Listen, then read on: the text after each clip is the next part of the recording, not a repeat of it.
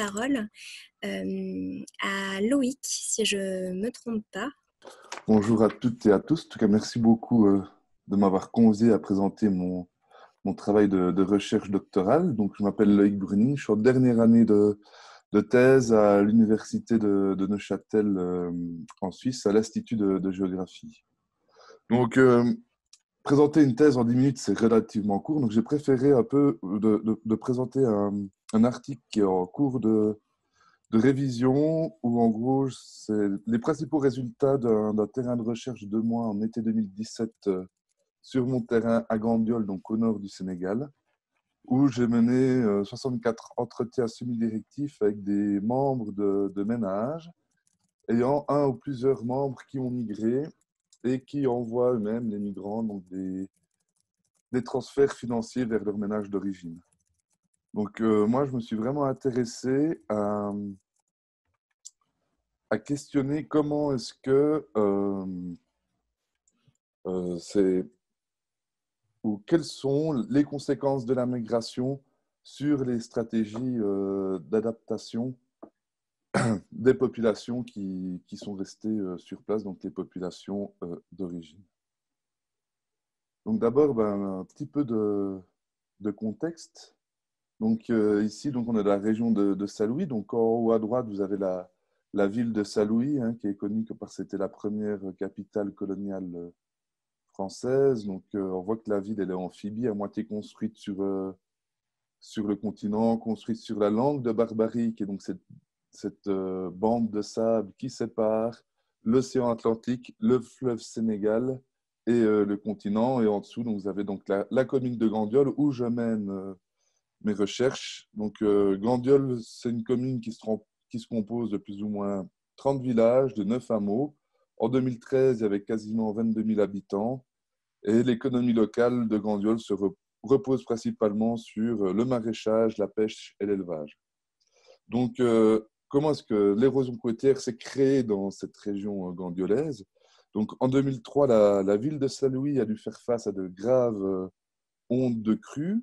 Et afin de gérer les crues du fleuve Sénégal, les autorités ont décidé de creuser sur la langue de Barbarie un canal d'écoulement pour envoyer le surplus d'eau vers l'océan Atlantique. Donc, ce petit canal, maintenant, on l'appelle la brèche. Donc, le jour de sa construction, la brèche mesurait 4 mètres. 4 jours plus tard, elle mesurait 200 mètres de large. Elle a continué à s'agrandir, jusqu'à quasiment, jusqu'à engloutir 2 villages, Dounba Badjé et Cœur Bernard. Actuellement, plusieurs villages sont en sursis. Donc en 2015, elle faisait 5200 mètres de large. Voici la brèche donc en 2016, donc toujours de la même région, avec j'ai un peu plus zoomé. En 2017, on estimait sa largeur à 7000 mètres, donc 7 km. Voici donc une image de la brèche en 2018 que j'ai prise avec un drone. Donc on voit bien, en fait au nord, la brèche, enfin la langue de Barbarie se reconstitue plus lentement qu'au sud. Donc en fait la brèche continue à migrer vers le sud, tout en s'agrandissant, mais plus lentement qu'au début. C'est pour ça qu'on peut dire que plusieurs villages sont en sursis. Et maintenant, voilà, comme je l'ai dit tout à l'heure, juste aussi pour la petite histoire, hier, mon assistant de recherche m'a écrit pour me dire qu'une nouvelle brèche s'était ouverte sur la langue de Barbarie au sud, parce qu'on est en train de draguer la brèche et ça a déjà changé les courants marins. Donc, quelles sont les conséquences majeures de la brèche sur on va dire les populations gandiolaises, pardon. Donc, en premier lieu, c'est la perte d'habitat et d'infrastructures. Deuxième lieu, on peut parler de la salinisation du fleuve qui a réduit les opportunités de pêche. Mais surtout, c'est qu'on a assisté à une salinisation des nappes phréatiques et des sols, diminuant la diversification et le rendement de cultures maraîchères. Donc, actuellement, seulement 2 espèces d'oignons sont adaptées aux conditions de salinité Et aussi, ben, la diminution des poids d'eau douce, des terres pâturables, a clairement engendré une réduction du nombre de têtes de bétail, car ça devient très coûteux d'entretenir un cheptel. Aussi, ben, on assiste à une perte de la biodiversité en raison de l'érosion côtière et de la salinisation. Donc, par exemple, la brèche a détruit beaucoup d'espaces de mangroves, qui sont des lieux de reproduction pour certaines espèces de poissons, qui a clairement réduit le stock halieutique disponible dans le fleuve. Et aussi, ben, la brèche pose de graves problèmes de navigabilité, rendant sa traversée extrêmement dangereuse. Il y a régulièrement des chavirements de pirogues qui sont parfois malheureusement mortels. Donc, tous ces éléments font qu'il y a une diminution des revenus et des moyens de subsistance. Donc, parmi l'éventail de stratégies possibles, en fait, on a remarqué, en tout cas j'ai remarqué que la migration était préférée aux autres stratégies. Donc, il s'agit vraiment maintenant de questionner comment se manifestent les processus migratoires comme des stratégies d'adaptation dans un contexte d'érosion côtière à Grandiol. Donc, j'ai proposé une typologie avec 4 types de stratégies. Donc, d'abord, la diversification. Donc, les dégradations environnementales causées par la brèche ont forcé certains ménages à diversifier les sources des moyens de subsistance à travers les remises monétaires qui jouent dans ce cas-là donc un double rôle. L'argent envoyé par les migrants assure les besoins quotidiens des ménages, mais également il permet aux ménages endettés de rembourser leurs dettes et leurs dus. Ensuite, je parle d'optimisation. Donc, les transferts financiers permettent pour certains ménages d'optimiser les techniques de maraîchage et de pêche et ainsi garantir un niveau minimum de subsistance dans le long terme.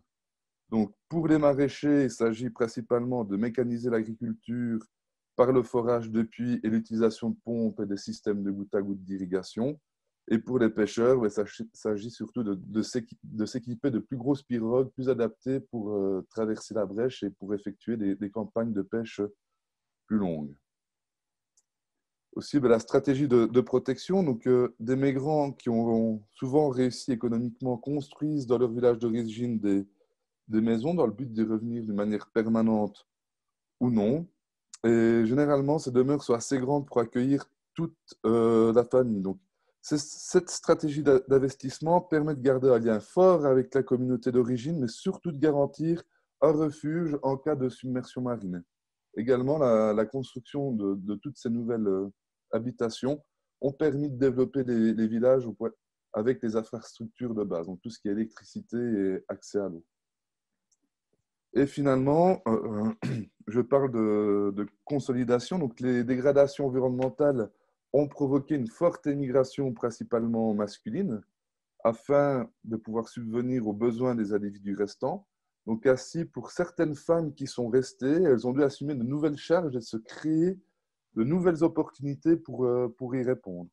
Donc, ainsi, certaines femmes sont sorties de la structure, on va dire, traditionnelle, patriarcale du foyer, pour plus s'intégrer dans la sphère économique publique afin de garantir des moyens de subsistance plus ou moins continus.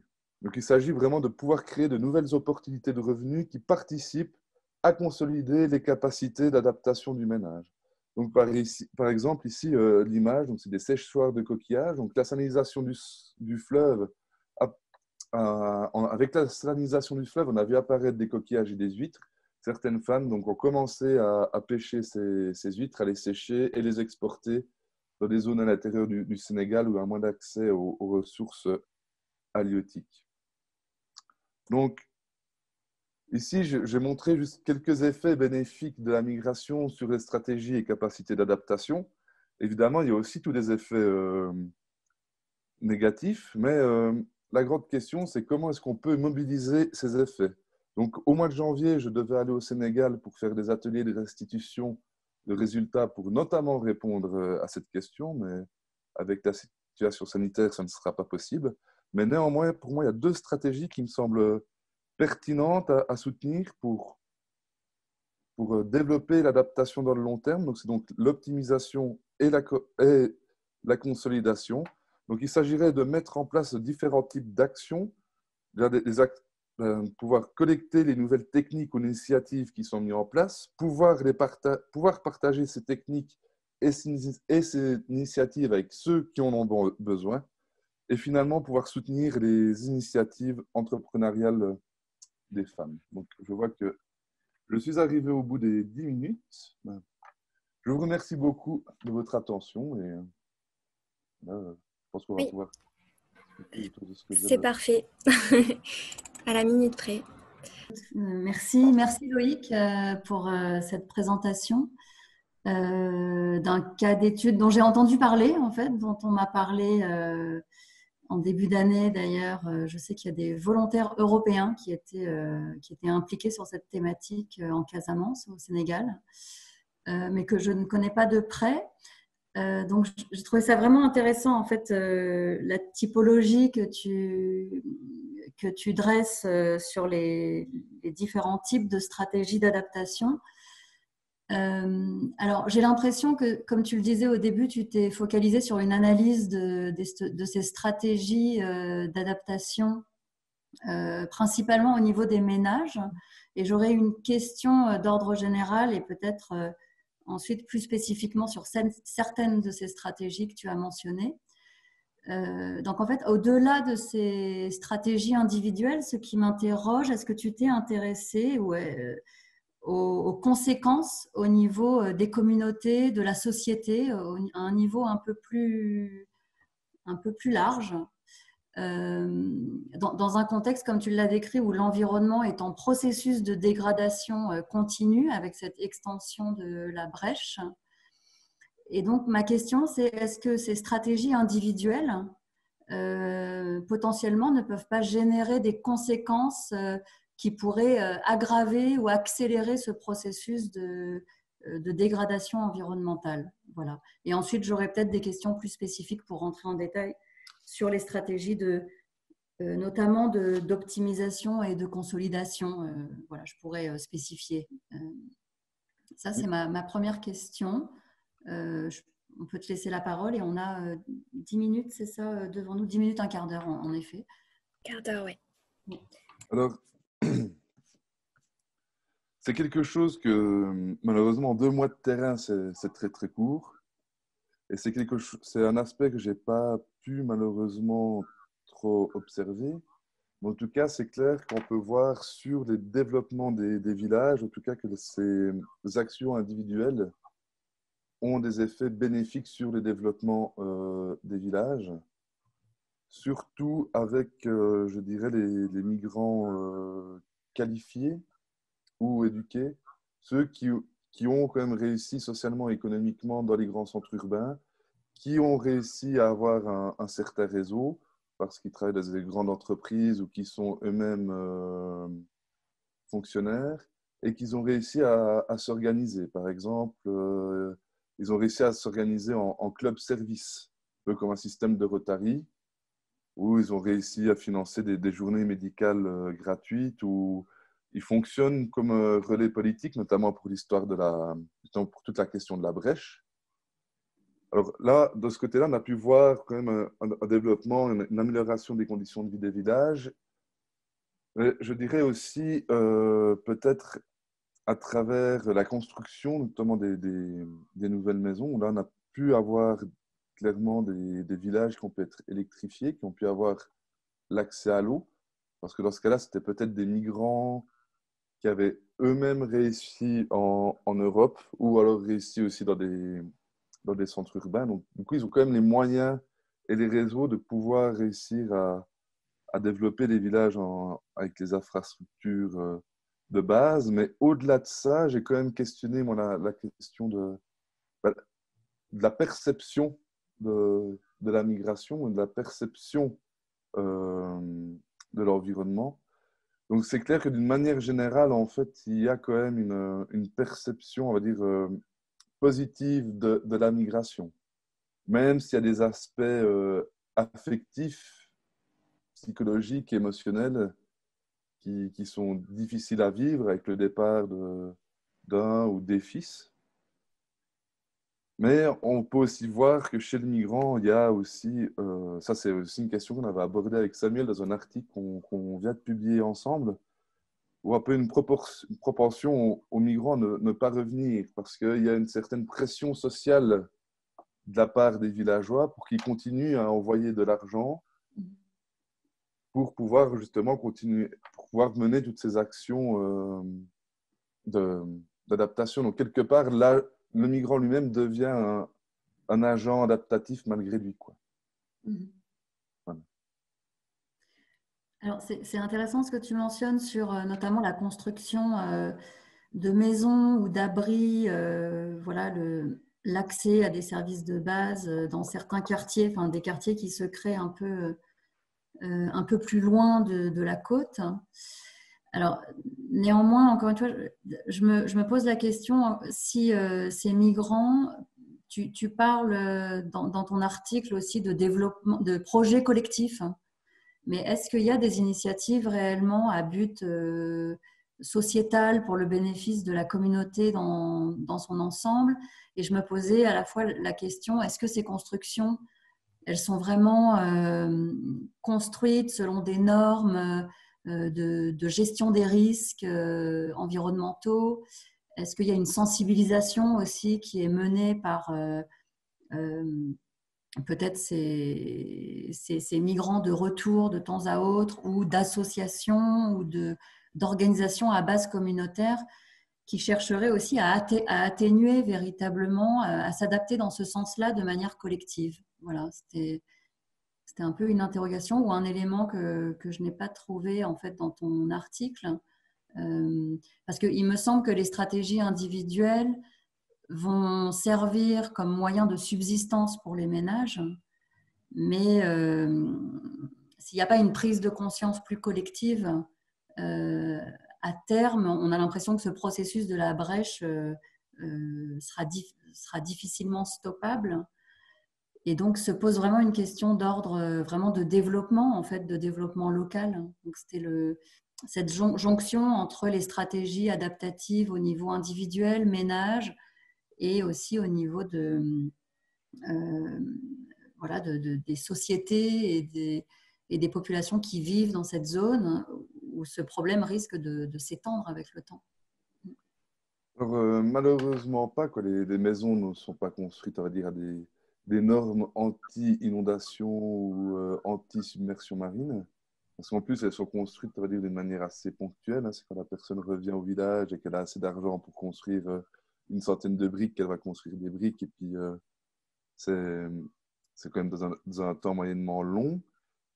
Et il n'y a pas vraiment d'organisation, on va dire, collective dans un but vraiment d'aider la collectivité villageoise. Il y a the people from the village. Club Service qui est basé à Dakar. That club Font énormément. Il y a une ONG dirigée par un migrant qui était en Espagne, qui a écrit un livre sur son parcours migratoire, c'est devenu un best-seller en Espagne. Avec cet argent-là, il est revenu monter une ONG à Gambiolle. Alors lui, il essaye justement d'organiser un peu cette action collective, mais c'est lent. Je ne sais pas comment l'expliquer. J'ai plutôt l'impression que d'abord, les gens essayent simplement de subvenir simplement à leurs besoins quotidiens avant de se préoccuper de s'organiser d'une manière collective pour ralentir, dire, tous ces processus de dégradation environnementale. Alors, peut-être dernier commentaire de mon côté. C'est pour ça que quand tu parles de stratégie de consolidation, alors le terme m'étonne un petit peu parce que tu parles d'une nouvelle répartition des tâches au sein des foyers avec des femmes qui prennent davantage de responsabilités, mais qui doivent, en fait, sont aussi contraintes d'aller travailler. Et alors là, je me pose une question, si ça relève vraiment de la consolidation. En fait, je me pose la question si c'est réellement une stratégie positive d'adaptation. si, par exemple, tu décris, hein, il y a des travaux très pénibles, une surcharge de travail pour ces femmes qui probablement ont d'autres tâches à la maison pour prendre soin des activités de soins auprès de catégories vulnérables, des enfants, des personnes âgées. Alors là, j'étais peut-être un peu surprise. Est-ce qu'on peut vraiment parler de consolidation? Est-ce que c'est vraiment des stratégies positives? Et je trouve que ça serait intéressant aussi d'essayer de relier, même si je comprends le manque d'ONG ou de sociétés civiles actives dans cette zone, mais de relier peut-être à des plans, des initiatives nationales ou alerter sur le niveau d'urgence et d'irréversibilité si tel est le cas de ce phénomène climatique. Parce qu'à terme, ça va poser des vraies questions de développement au niveau de toute une région. Donc voilà, 2 questions en une, mais en effet, le terme de consolidation, peut-être, Alors, je trouve peut-être trop optimiste, oui. Si la situation est telle que tu le décris, c'est-à-dire des Alors, stratégies au niveau individuel, manque de relais au niveau collectif, sociétal, et des femmes, finalement, je m'interroge si c'est vraiment une adaptation positive à leur place et en droit. Voilà. le terme de consolidation, c'est simplement parce que des fois, l'envoi de revenus n'est pas forcément régulier de la part du mari ou du fils qui est parti. Donc, ça permet justement de pouvoir consolider ces moments où il n'y a pas d'argent, où l'argent n'a pas été envoyé. C'est pour ça que je parle de consolidation, mais elles, par contre, les femmes sont bien organisées, en tout cas celles qui se lancent dans des activités entrepreneuriales, parce qu'elles se sont elles-mêmes organisées en GIE, donc qui sont des groupes d'intérêt économique. Donc il y en a plusieurs à Grandiol. Hein. Par exemple, il y a le groupe d'intérêt économique pour les femmes qui pêchent, pour celles qui ont mis en place, par exemple, un moulin à Millet qui, avec des petits bénéfices, fonctionne comme une agence de microcrédit. Donc, elles sont bien organisées. Et dernièrement, elles ont même créé une fêtière de tous les GIE de Grandiol, qui s'appelle, je crois, la Calebasse de l'Espérance ou quelque chose comme ça. Donc, il y a clairement là, il y a clairement une organisation collective autour de ces initiatives. Moi, j'aime bien parler même de petit entrepreneuriat parce que quelque part, c'est des micro-entreprises à l'échelle d'une personne, quoi. Alors après, au niveau de la brèche, alors rien n'a été fait jusqu'à très très très longtemps, pendant très très très longtemps, et en fait, ils ne pourront pas la combler, la brèche. Elle va continuer à avancer tout le long de la langue de Barbarie. Alors, il y avait plutôt des appels au niveau des pêcheurs pour la sécuriser, pour éviter, comme elle est vivante, les bancs de sable bougent tout le temps, il y a énormément de courant, il y a une houle très très forte. Donc c'est pour ça qu'ils sont en train de draguer actuellement, ils ont la brèche, pour essayer de la sécuriser et faire des canaux, en fait, ou des chemins pour aller pour aller dans la mer. Mais justement, là, on remarque que le fait de la draguer a déjà perturbé une partie des courants dans la région et une deuxième brèche en train de se créer. Donc, comme la première, comme pour la première, ils ont réagi dans l'urgence sans vraiment faire de travaux en amont. Là non plus. Et on remarque, voilà, c'est des écosystèmes tellement fragiles, il suffit d'une toute petite perturbation pour que le problème se reporte plus loin et que la situation s'aggrave. Ouais, donc, quelque part, il y a quand même une petite prise de conscience, mais je pense qu'il y a toujours des manques de préparation en amont et qui sont plus de la réactivité que... Parce que j'avais pour répondre aux questions. Alors, merci. Je ne sais pas s'il y a d'autres questions. Cécile, est-ce que tu as récolté d'autres questions? Alors, je sais que Catherine en avait peut-être une dernière. Nordine, je te... Oui, bravo. Effectivement, merci beaucoup.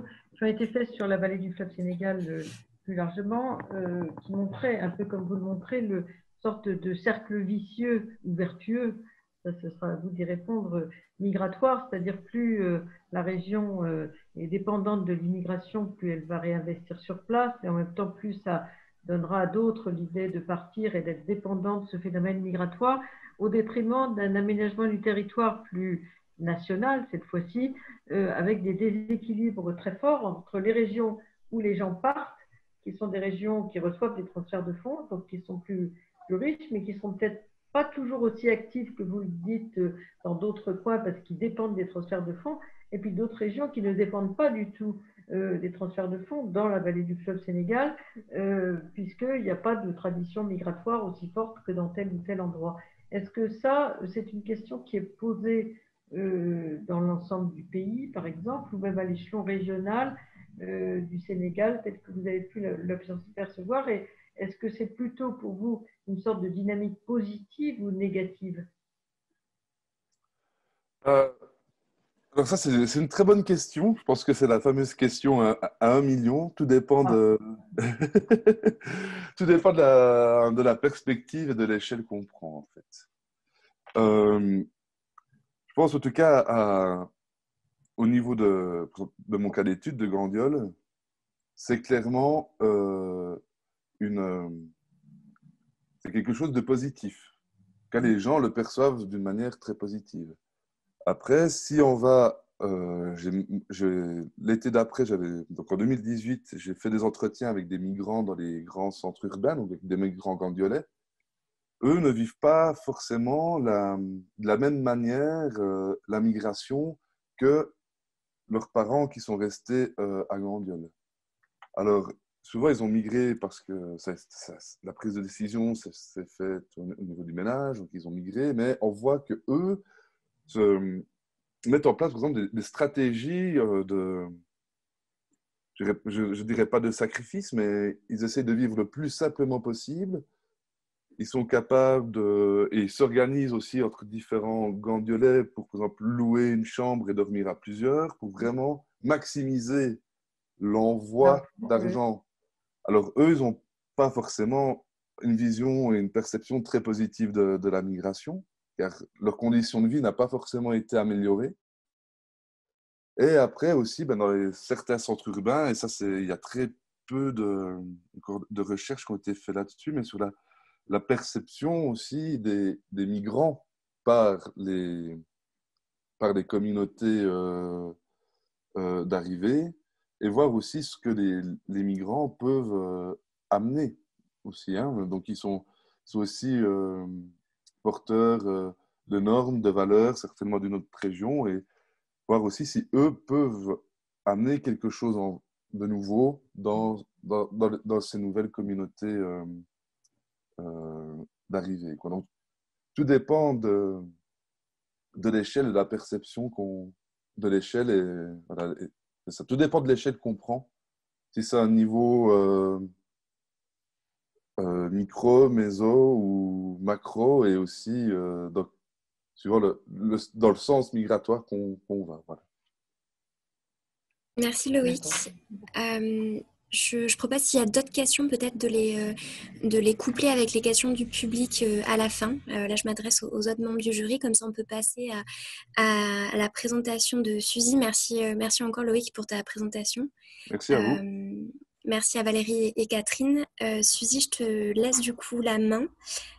Tu vas pouvoir partager ton écran, normalement. Oui, alors bonjour à tous, j'espère que vous m'entendez bien. Très bien, oui. Voilà. Alors, je vais déjà commencer à me présenter. Donc, je m'appelle Suzy Blondin. Je suis également doctorante à l'Institut de géographie de l'Université de Neuchâtel en Suisse. Donc, je suis une collègue de Loïc qui vient de présenter. Moi, donc, je suis géographe de formation. Je m'intéresse à la géographie des mobilités. Et là, l'idée générale de ma présentation, ça va être de montrer que le lien entre mobilité et environnement est très complexe à plusieurs égards. Et moi, je vais illustrer mon propos à travers donc, un cas d'étude au Tadjikistan, qui est donc l'objet de ma thèse. Donc très rapidement, le Tadjikistan, pour ceux qui ne connaîtraient pas, c'est un petit pays d'Asie centrale, qui est un petit pays montagnard. Et moi, je travaille justement auprès d'une communauté de montagne dans la vallée du Bartang, qui est réputée comme étant une des vallées les plus reculées du pays. Donc moi, au départ, je voulais justement travailler vraiment sur des questions de migration environnementale. Et plus mon terrain a avancé, plus en fait, je me suis spécialisée un peu sur des thématiques particulières, à savoir la question de l'accessibilité et des mobilités locales, ainsi que la question en fait des aspirations de mobilité et l'attachement au territoire. Donc voilà, c'est un peu ces deux aspects que je vais développer aujourd'hui. Et je vais tout de suite commencer par vous montrer une vidéo qui est assez courte, elle dure un peu moins de 3 minutes et qui est en fait une sorte de teaser d'un film un peu plus long que j'ai réalisé. Voilà, j'espère que vous allez bien voir. En fait, il faut surtout lire les sous-titres parce que c'est un film d'interview. Voilà, je vous laisse regarder puis j'en discuterai un peu après.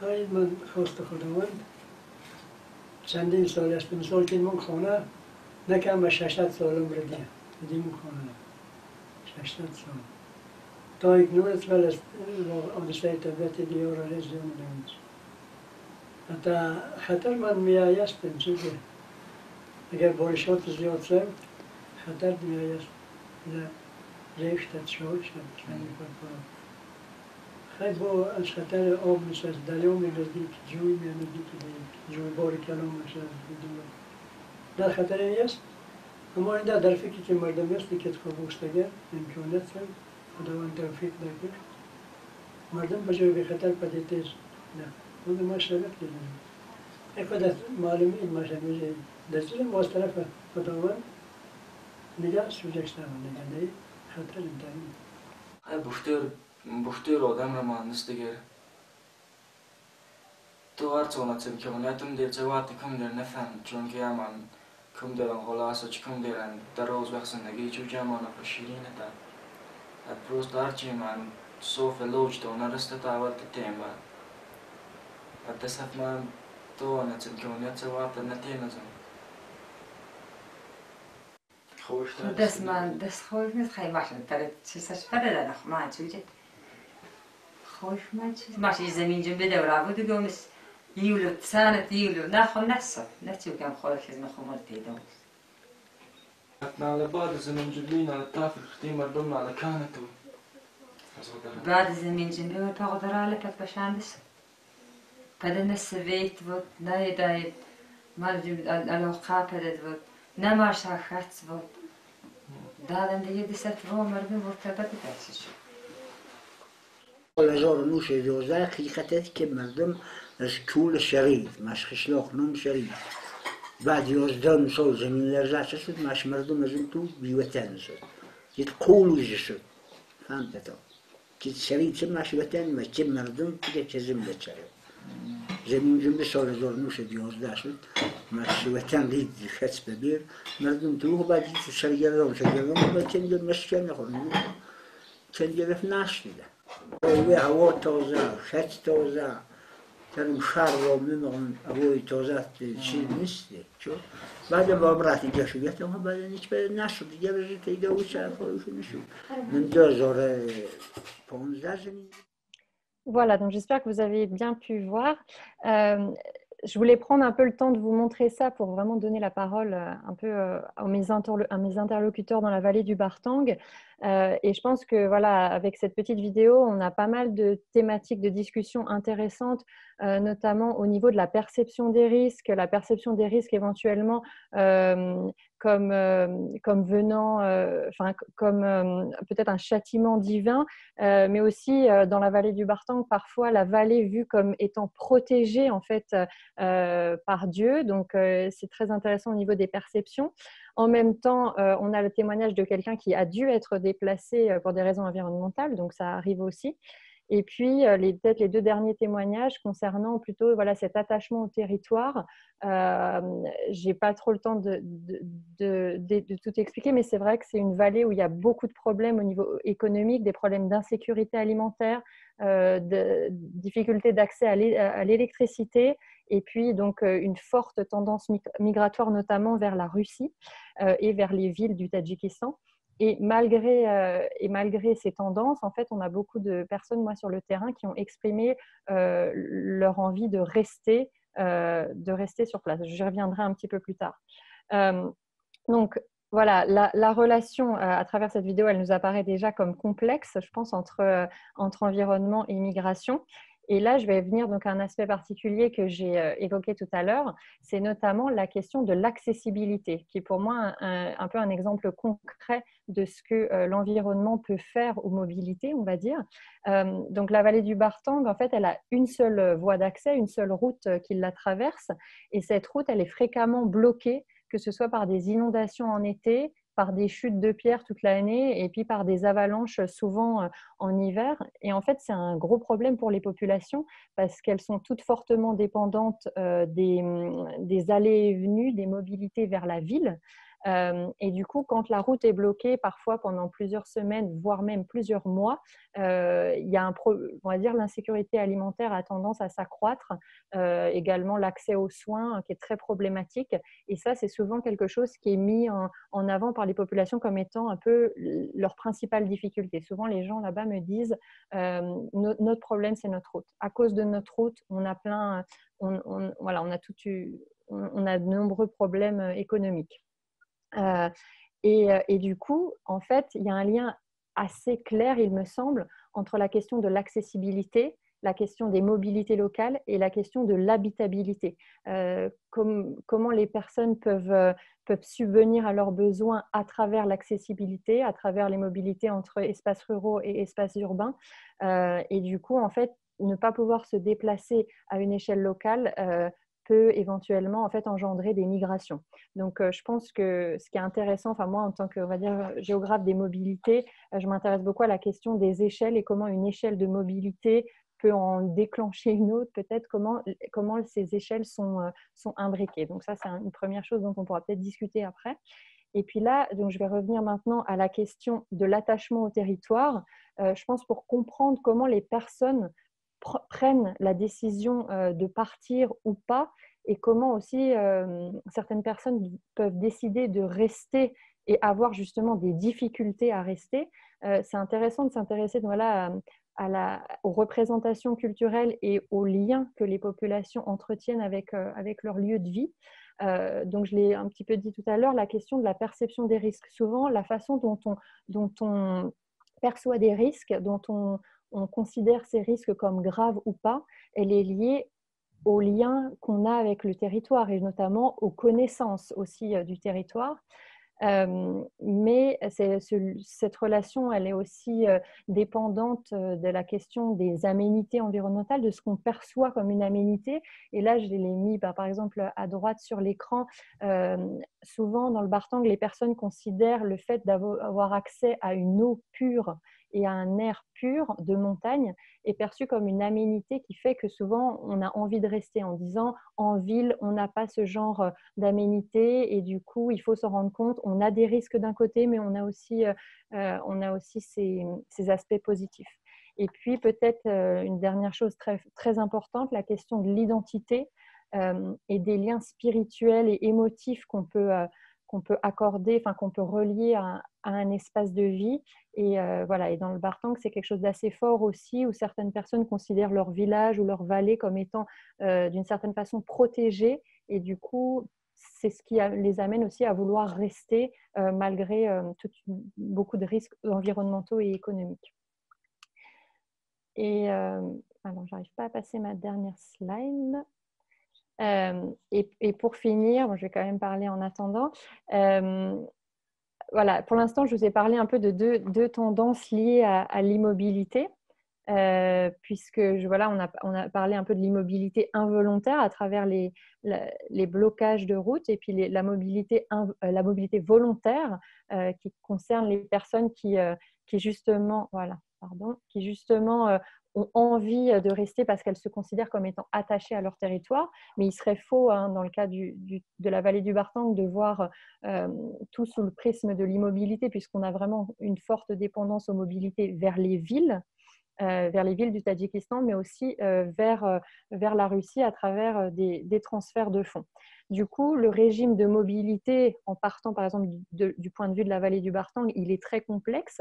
Et le lien, en fait, il faut, je pense, toujours considérer en même temps que la mobilité, l'immobilité, puisque comme Loïc l'a dit dans le cas du Sénégal, on a des personnes qui partent pour faire vivre des personnes qui restent, on a des personnes qui partent dans l'idée de pouvoir rentrer et de pouvoir rester sur le long terme.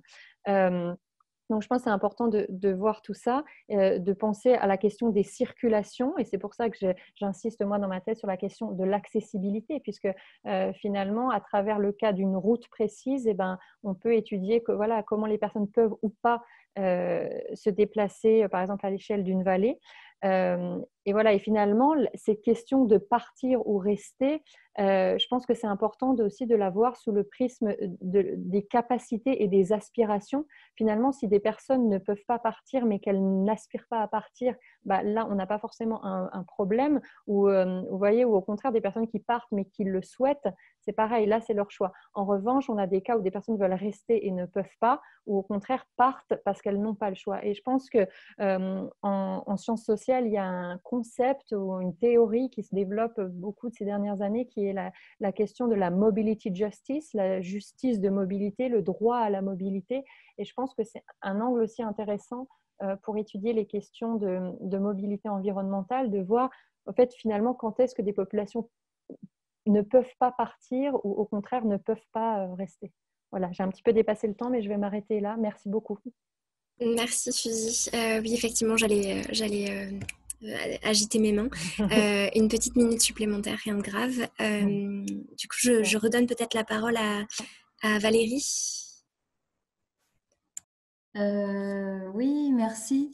Alors, je ne sais pas si Nordine avait des questions dans un premier temps, parce que moi, j'avais peut-être des questions un peu annexes, curieuses en fait d'en savoir plus, mais est-ce que Nordine sur le... Oui, en attendant, je peux. Effectivement, j'avais une question, mais qui a été, et c'est très bien, pas mal éclairée par la petite vidéo que j'ai trouvée vraiment très, très bien. Quand j'ai lu en fait les pré-documents et sur la base aussi de ce que vous nous avez dit, moi, ce qui me frappe, c'est l'importance des marqueurs, de la variété des marqueurs en fait.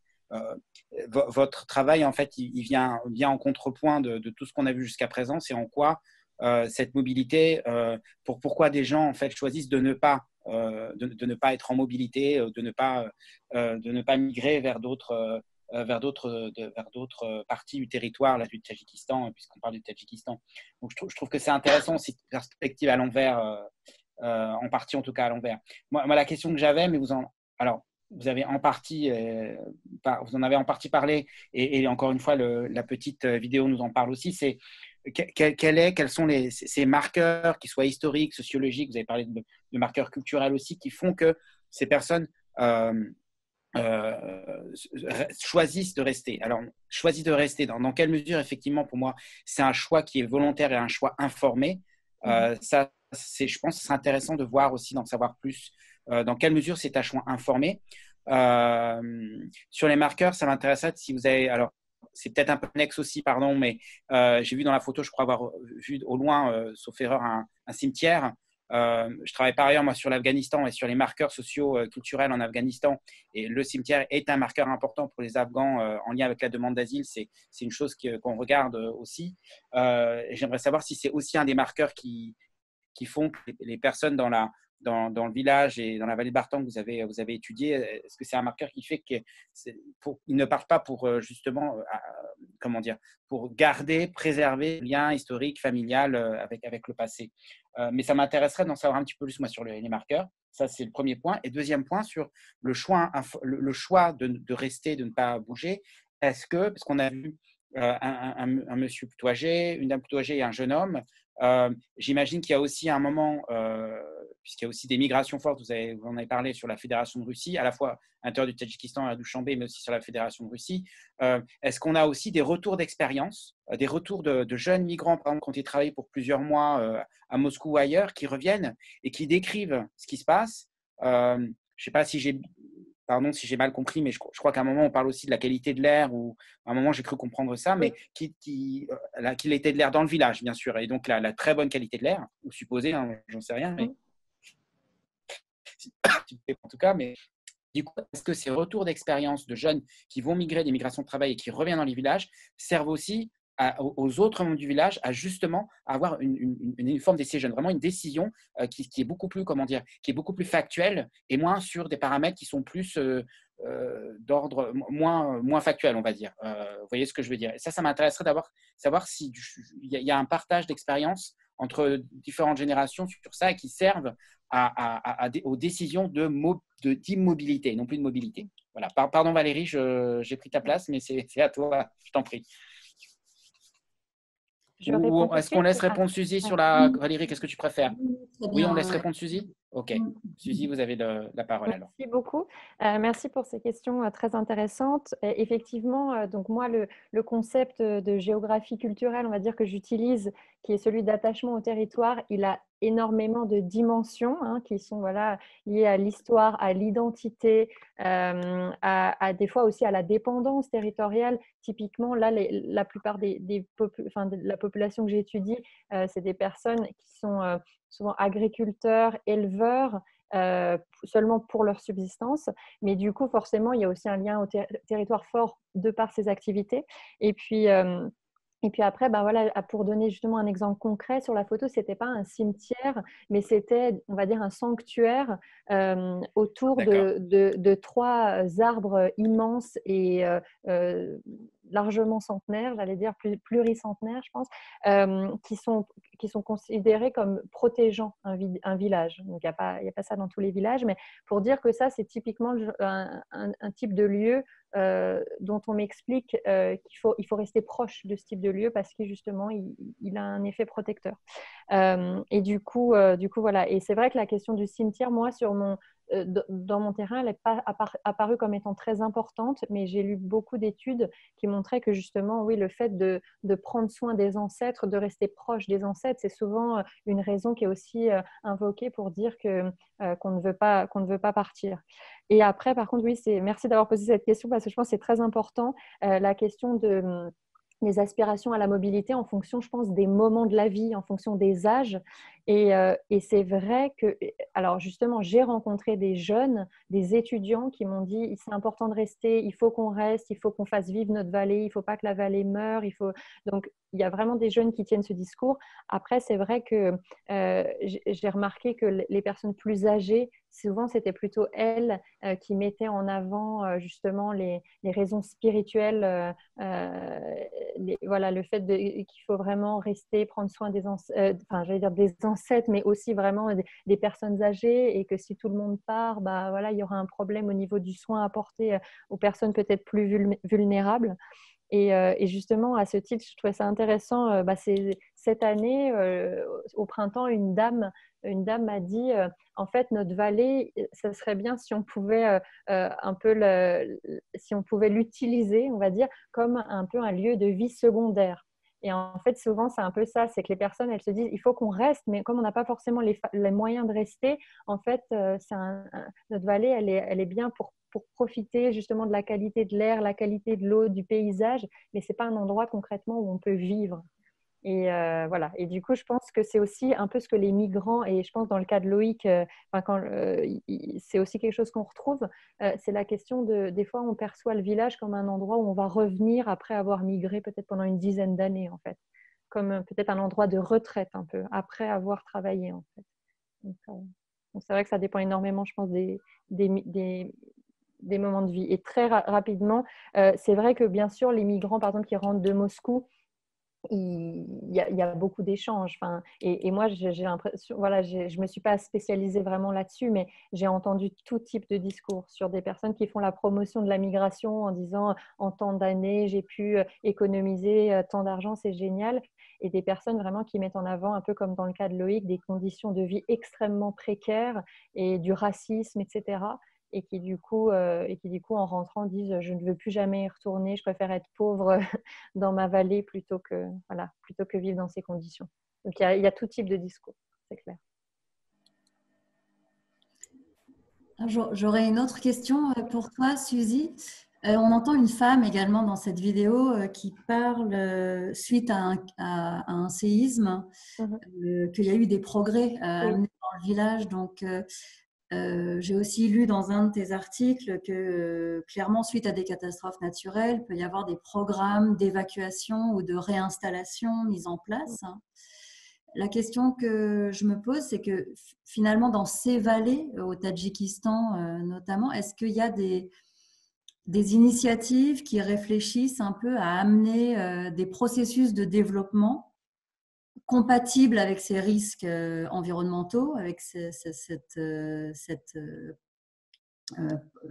propension aux catastrophes naturelles et à ces facteurs d'immobilité ou de choix de rester, de ne pas partir, voilà, en respectant les choix des populations. Voilà. Est-ce qu'il y a des initiatives à l'heure actuelle ou est-ce qu'il y aurait des acteurs susceptibles d'être intéressés pour promouvoir des processus de développement compatibles avec ces choix et avec ces risques environnementaux?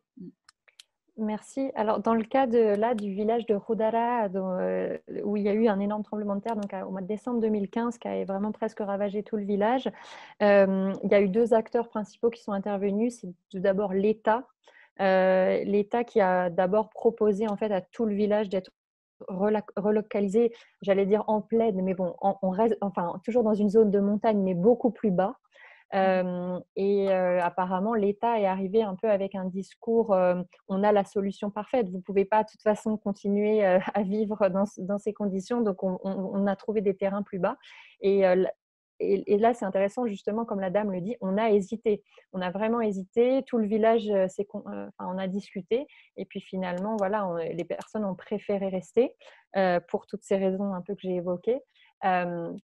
Voilà, donc l'État apparemment au départ a plutôt mis la pression vers le départ, mais après a quand même, bien sûr, n'a pas forcé les gens à partir et a quand même participé justement à l'amélioration des installations telles que accès à l'électricité, à l'eau potable, etc. Et avec aussi reconstruction des maisons. Et après, il y a un autre acteur et qui est extrêmement important dans toute la région en fait, dont la vallée du Bartang fait partie. C'est la fondation Aga Khan.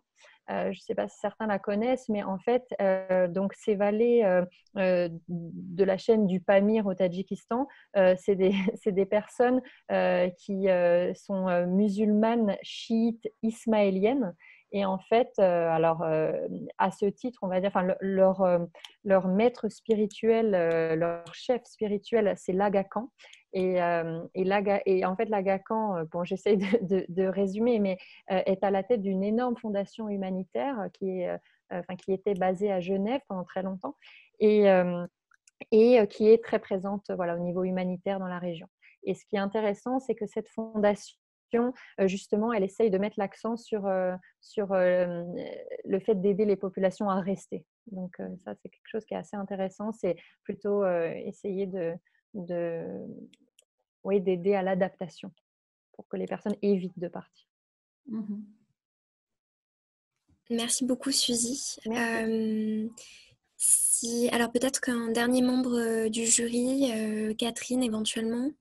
Je n'ai pas beaucoup de connaissances sur cette région et je ne suis pas géographe. Donc, je voulais savoir, puisque ça faisait partie de l'URSS, comment faisaient les gens auparavant?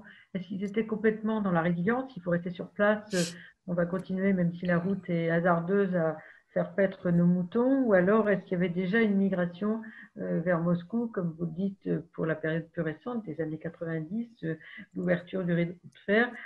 Comment ça s'est passé avant? Alors, effectivement, du temps à l'époque soviétique, en fait, les populations depuis la vallée du Bartang étaient très mobiles, mais du coup, c'était une mobilité qui était beaucoup plus aisée puisque, en fait, il y avait des moyens de connexion très simples et presque gratuits, en fait, vers, par exemple, la capitale du Tadjikistan, Dushanbe, et même vers Moscou. Et ce qui est assez frappant, c'est que comme moi, par exemple, je me focalise sur cette question des difficultés d'accessibilité, et ben, dans plusieurs villages de la vallée du Bartang, les personnes me disaient qu'à l'époque soviétique, il y avait carrément des hélicoptères qui venaient. Donc, on avait un système d'approvisionnement et de mobilité qui était complètement différent.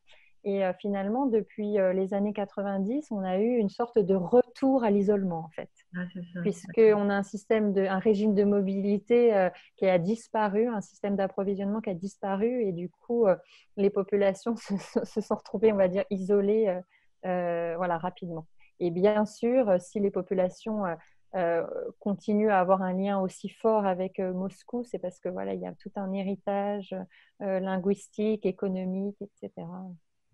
Voilà. Et dans tous les pays d'Asie centrale, en tout cas, la migration vers Moscou est extrêmement importante et je crois que c'est parmi les canaux de migration les plus importants au monde. Merci. De rien, merci. Une dernière petite question de Nordine. Rapide, il m'a promis, avant Très de passer aux questions très du rapide, public. parce qu'on est en retard, pardon. Non, c'est pas de juste ceci, par rapport à ce que vous disiez sur, je reviens, c'est des aspects qui m'intéressent aussi, la géographie religieuse et les pratiques religieuses. Vous avez mentionné que ces populations étaient surtout musulmanes, chiites, ismaéliennes. Je m'interroge sur la part de pratiques animistes de ces communautés-là qui ferait que ça serait un des vecteurs, un des creusets d'immobilité et non pas de mobilité. Alors, je ne sais pas du tout s'il y a des pratiques animistes, parce que vous me parlez d'arbres, je ne connais rien, pas plus que ça, je ne suis pas spécialiste de l'animisme, mais je me demande s'il n'y aurait pas quelque chose à creuser, si effectivement c'est le cas là-dessus, comme un des facteurs aussi de non-mobilité et du fait qu'il reste. Oui, alors effectivement, moi je ne parlerai pas forcément de lien avec l'animisme, mais peut-être que c'en est un. Mais en tout cas, c'est extrêmement intéressant de voir que justement, par exemple, un temple, on va dire, ou un sanctuaire ismaélien dans le Bartang va être au niveau architectural extrêmement lié à l'environnement physique, avec par exemple un exemple très connu dans la région, on a des mouflons dans la région, donc on va dire des sortes de bouquetins, très grands bouquetins, et souvent en fait les cornes vont décorer un temple ismaélien. Et c'est extrêmement intéressant parce que, a priori, même si je ne suis pas vraiment spécialiste de la question, ça n'a rien à voir avec la religion en tant que telle. Donc, c'est des éléments de l'environnement physique qui sont repris et qui sont interprétés, etc., dans une pratique religieuse. Voilà, donc ça a tout à fait à voir, selon moi, avec l'immobilité et avec l'attachement au territoire. Oui. Merci Suzy. Donc, question Merci. rapide, réponse rapide, parfait. Alors, je reprends du coup les trois questions qu'on a suite à vos présentations à Loïc et à toi, Suzy. Alors, une première question qui est adressée justement à Loïc. Pouvez-vous nous expliquer pourquoi cette brèche a été construite? Dans quel but, finalement? Loïc? Voilà. Très bien, merci pour la question. Donc, je devais aller vite, mais... Peut-être que je peux donner la seconde puisqu'elle t'est aussi destinée, comme ça on peut faire une pierre deux coups. Alors, une question de clarification, pourquoi tu ne considères pas que les stratégies de diversification et de protection sont des effets bénéfiques en fait sur la migration, au contraire des stratégies d'optimisation et de consolidation? Ouais. Alors, peut-être pour la première question, donc pourquoi est-ce que la brèche a été construite? Donc c'est donc en 2003, la ville de Saint-Louis devait faire face à d'importantes inondations et du coup pour éviter que la ville soit complètement sous l'eau, c'est sur la langue de Barbarie qu'on a construit en fait un canal d'écoulement. Donc à la base, ce canal faisait 4 mètres, mais c'est en une dizaine d'années, on a atteint la taille de 7 km. Donc, la base, c'était pas de construire cette grande brèche, c'était juste de construire un canal d'écoulement. Et ce canal s'est agrandi de manière complètement non contrôlée jusqu'à ce qui est appelé maintenant communément la brèche. Et pour la deuxième question, donc pourquoi est-ce que j'ai... Alors si, je considère, en fait, c'est peut-être ma slide qui était mauvaise, je considère aussi que c'est des effets, la diversification et la protection, des effets évidemment bénéfiques de la migration, mais c'était plus, je réfléchissais en matière de mise ou d'action de la part de la société civile ou des politiques publiques qui pourraient être implémentées, et je vois que la diversification, je pense que c'est quelque chose de plus difficile à mobiliser. La protection aussi, parce que c'est des actions très, très individuelles, très implémentées, enfin, qui sont très centrées au niveau du ménage, alors que des questions plutôt de consolidation et d'optimisation sont des aspects que je pense qu'on peut mobiliser pour après déployer en action au niveau de la société civile ou au niveau ou pour implémenter des politiques publiques qui peuvent aider à supporter l'adaptation. Voilà. J'espère d'avoir été un peu plus clair maintenant. Ok, bah merci beaucoup Loïc pour cette réponse. J'ai maintenant du coup une dernière question que je propose de poser à Suzy, bien que du coup le participant s'adresse aux deux personnes. Donc Loïc, tu auras certainement un avis sur le sujet, mais peut-être à développer plus tard. Alors déjà, merci pour ce passionnant atelier, mais bon, c'est suite à votre présentation.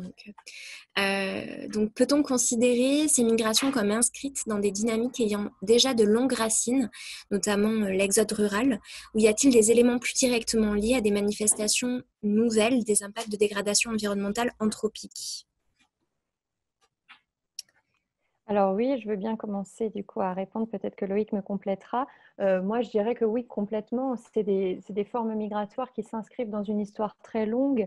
Et dans mon cas, exode rural, bien sûr, je me dis qu'il y a beaucoup de personnes qui quittent ces vallées de montagne pour rejoindre les villes. Et ce qui ça, voilà, il y a un phénomène qui a eu lieu ou qui a lieu un peu partout et qui, du coup, forcément, nous invite aussi à réfléchir ces mobilités environnementales comme en fait multifactorielles, puisque souvent on quitte sa vallée à cause des conditions de vie difficiles. Et par exemple, dans le cas de la vallée du Bartang, surtout parce qu'on a des problèmes de sécurité alimentaire et d'accès, par exemple, à l'électricité. Et voilà, et on rejoint les centres urbains. Donc voilà, moi je dirais que c'est très long. Après, le facteur anthropique du changement climatique, ça je pense que c'est de toute façon une question très difficile. Par exemple, moi j'ai parlé dans ma présentation l'exemple d'un tremblement de terre. Forcément, je pense que c'est difficile de le relier à des changements climatiques globaux. Et après, par exemple, une route inondée, les habitants me disent qu'il y en a toujours eu, mais qu'on a l'impression qu'il y en a quand même de plus en plus. Donc là, moi, je ne peux pas me reposer vraiment sur des données climatiques, mais par contre, plus sur la perception des habitants et voilà, qui tendrait à dire que ces événements sont de plus en plus fréquents.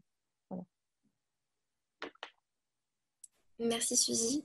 Alors Loïc, je propose qu'on fasse une pause à 25. Donc si tu veux intervenir, compléter la réponse de Suzy, tu as 4 minutes. 3 minutes moins maintenant. que 4 minutes.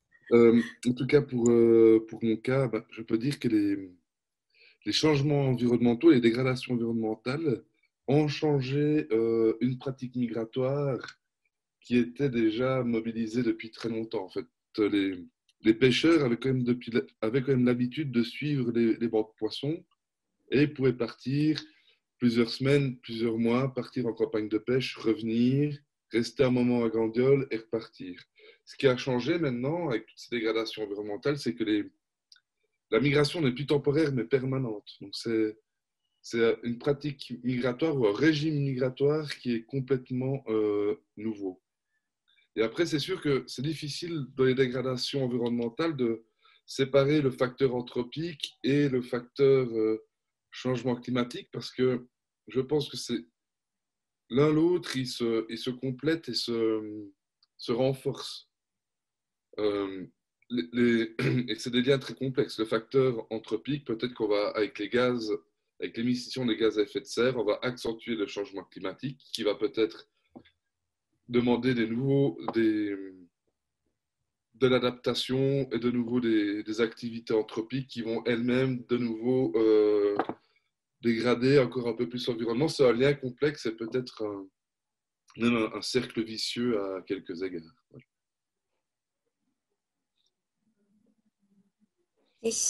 Merci beaucoup Loïc. Écoutez, je vous propose, s'il n'y a pas d'autres questions des membres du jury, j'en ai pas reçu de mon côté, donc je pense que c'est tout bon. David. Désolé, oui. Ça va être très rapide. Juste une question du coup à Loïc. Parce qu'on a parlé des perceptions des autres, on n'a pas parlé des perceptions des gens eux-mêmes qui partaient, des migrants.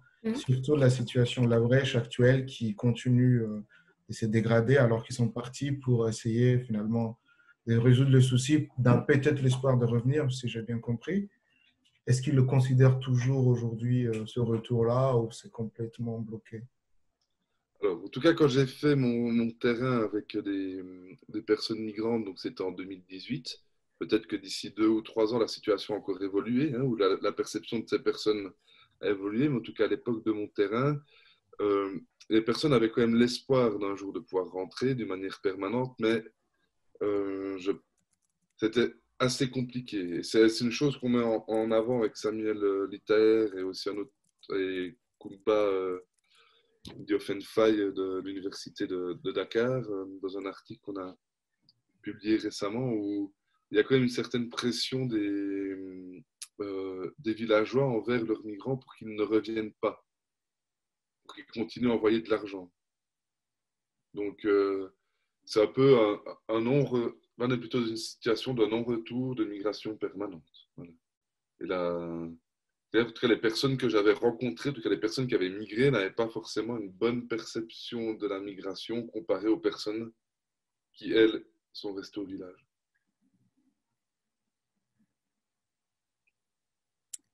Merci Loïc, c'est très intéressant comme remarque. Écoutez, je vous propose de prendre une pause. Alors...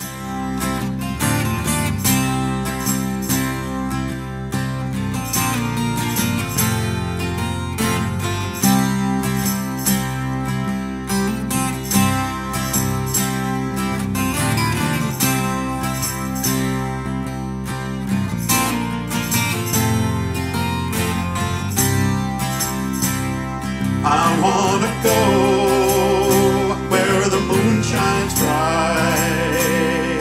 I wanna dance under the stars tonight. I wanna love